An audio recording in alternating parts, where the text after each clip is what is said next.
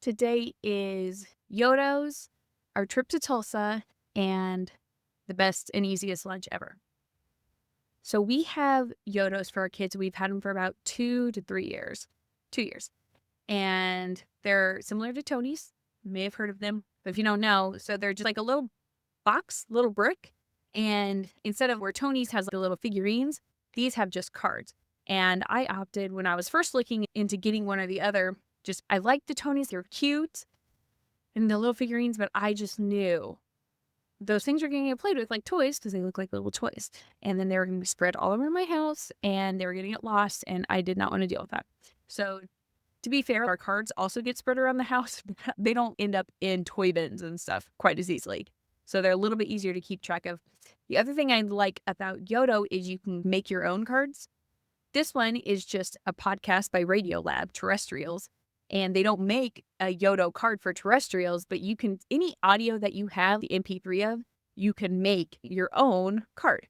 And so I just put 5 episodes on this terrestrial cards every couple of weeks, and my son just listens to them on repeat, and then in a couple of weeks he gets 5 new ones. And so you can do that with music, you can do it with books, you can do it with podcasts, anything you can get audio for, an MP3 for, you can make your own. Or of course you can buy, Yoto has a ton of cards you can just buy too. So these have been awesome for travel. They are a lifesaver on travel. We just went to Tulsa and the kids they didn't know that we brought the tablets as a backup emergency kind of thing, but they listened to their Yotos the whole time because I just made a couple new cards before we went.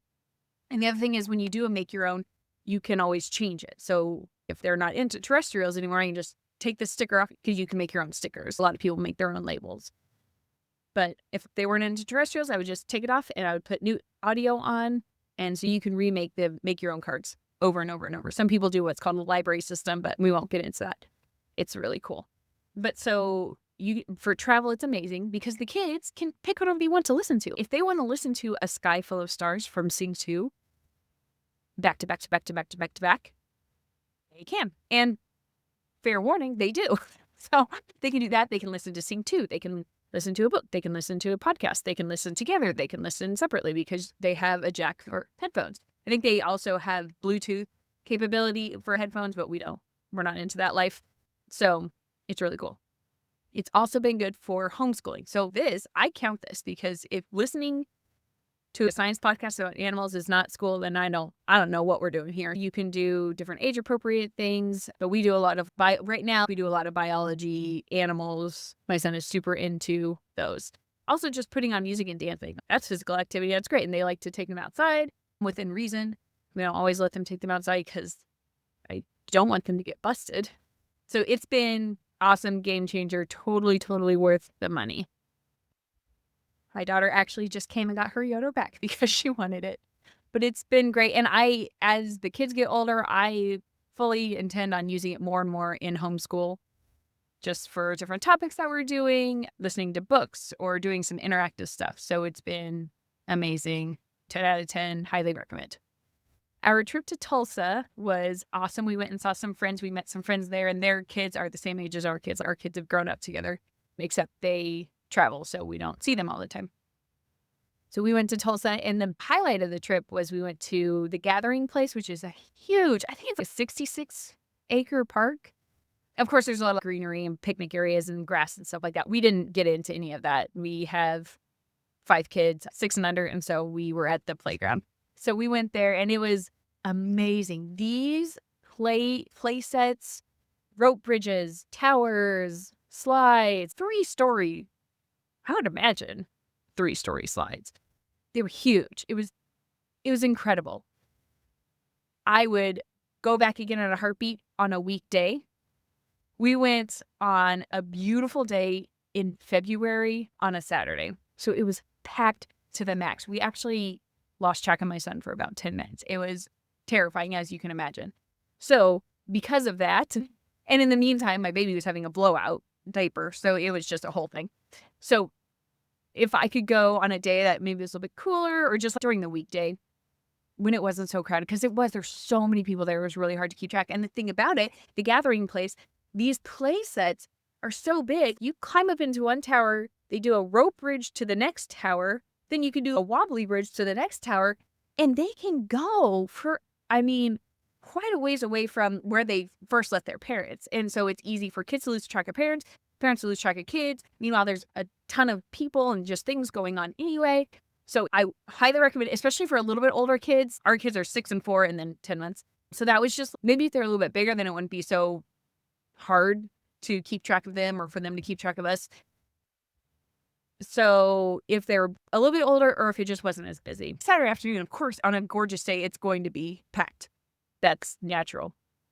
Anyway, if you can make it to Tulsa, I would 100% recommend. The other thing about our trip to Tulsa was we got takeout from a place called Neff Brewery, Neff, and 100% everything on the menu is gluten-free. But it's just a brewery. They have a bunch of microbrews. The guy who opened it up really liked craft brews, but he had celiac disease.